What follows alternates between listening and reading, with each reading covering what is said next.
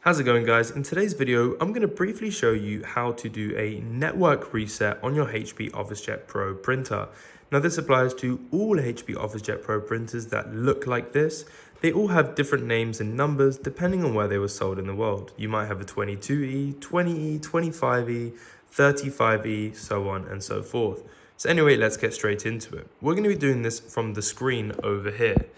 Now, doing a network reset is a really good option if, let's say, you want to connect this printer to a new Wi-Fi. It's good to reset the old Wi-Fi settings so that connecting to the new Wi-Fi is seamless and won't be interrupted by any old settings. To do so, you're going to go to Menu, which is on the far left of your home screen. And then we are going to scroll down to Settings. And then we're going to click Network here.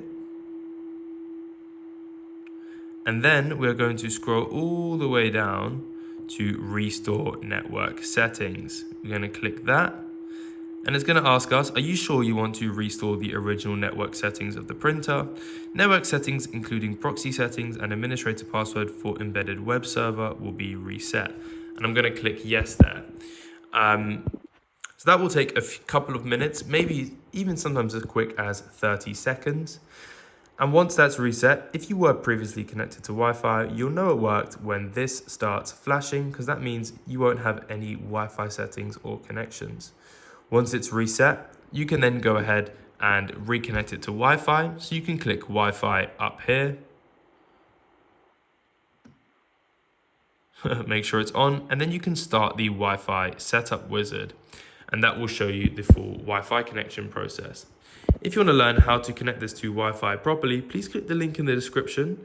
That is how you reset the network settings on your HP OfficeJet Pro printer.